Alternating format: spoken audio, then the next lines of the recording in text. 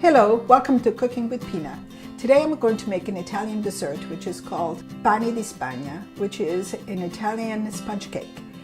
The ingredients are 5 eggs, they should be at room temperature, 3/4 cups of sugar, 3/4 cup of all-purpose flour, and a 1/2 cup of cornstarch, the rind of 1 lemon, and a pinch of salt, and vanilla extract. The first thing you need to do is crack the eggs, of course. There are 5 eggs, and they're all room temperature.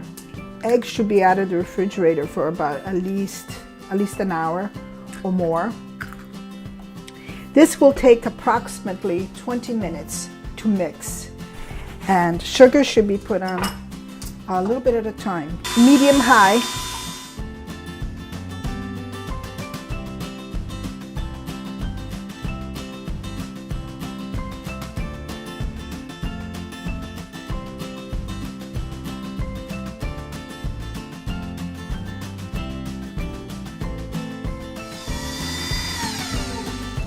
So when the batter is ready, it should make a swirl. As you can see, if you can pick it up and then make a swirl. The next step is to sift the flour, and at the same time I put the cornstarch, which is about a 1/2 cup.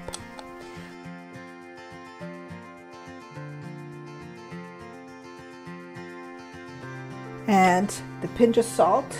The lemon is just as an option for a flavor. I like the lemon flavor in my sponge cake or pan di Spagna. You have to be very, very careful when grating this, because you don't want the white part of the lemon, the pit, I guess it's called, because that is very bitter. A teaspoon of vanilla extract, and of course, if you have the vanilla bean, it's even much better. But right now I don't have the vanilla bean, so I'm using vanilla extract. At this point, when you need to mix this, you go from the bottom, and very carefully you need to fold it in, because you want the you want the bubble to stay. You don't want this to mix as if you were doing the eggs. Make sure you scrape the bottom, because at the bottom there's flour. It's a very careful process doing this. And what's so nice about this sponge cake, this pan di Spagna, is that you can use it for all kinds of events. Birthday cakes, anniversary cakes, Christmas cakes, and you can decorate it any way you want it. I normally like to pour it over a pan which has a baking paper. You don't need any butter for any of it. Not for the cake, not for the pan. The oven temperature is at 350 degrees. Again, it depends how hot your oven gets. When it's brown on top, it's done.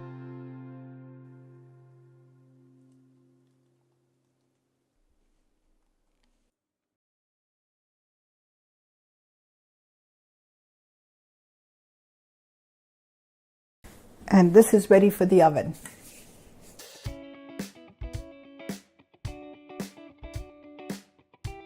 This step is for decoration. I'm going to whip some whipping cream, heavy whipping cream. It's 1.3 cups. Instead of sugar, I'm going to use some strawberry jam. It gives a color and sweetness. So here we go. This is the final step, and the first thing I'm going to do is cut the middle, because this is where the fruit is going to go. So I'm going to carefully, I use a straight edge knife. It's easier to maneuver. So I'm going to cut the top slowly.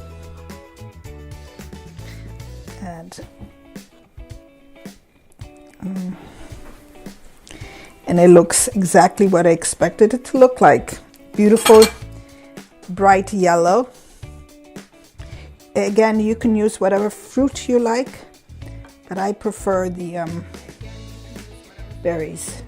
Oh, if you can feel it, it's very exactly what it should be like. Soft and spongy. And it smells fantastic.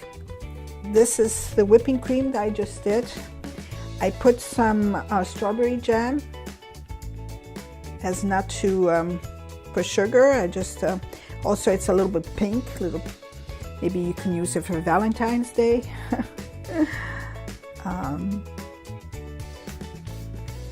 And right on top, I'm going to use my fruit. This, as I mentioned earlier, is ice wine, sweet ice wine. I'm just going to pour it over, and it gives me a wonderful taste. You may use as much as you like. And stir it. And I'm going to pour it inside. And when serving, you may put some more fruit around the edge or right on the plate. Kiwi is also a great fruit to use, but I'm allergic, so I'm not using kiwi. And this is for my grandchildren to eat. You may decorate around the edge.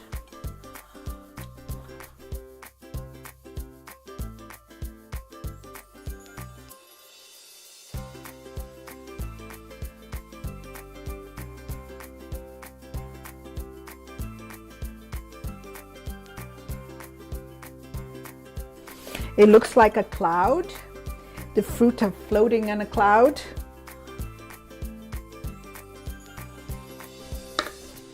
You may use it on Valentine's Day for your loved one.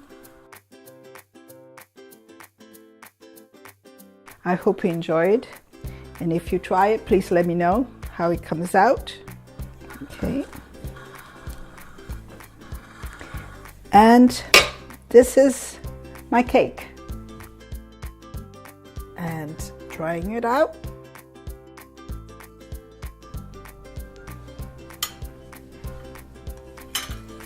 And what I would like to do, I like to turn it over, and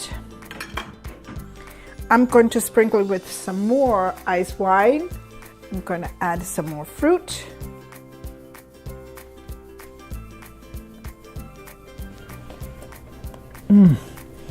Delicious. What I like about this ice wine, it's not sweet as if it was sugar or syrup or anything like that. If you tried this recipe, let me know. Make a comment below. I want to wish everyone a happy Valentine's Day. Don't forget to subscribe to Cooking with Pina. Arrivederci alla prossima volta. Ciao!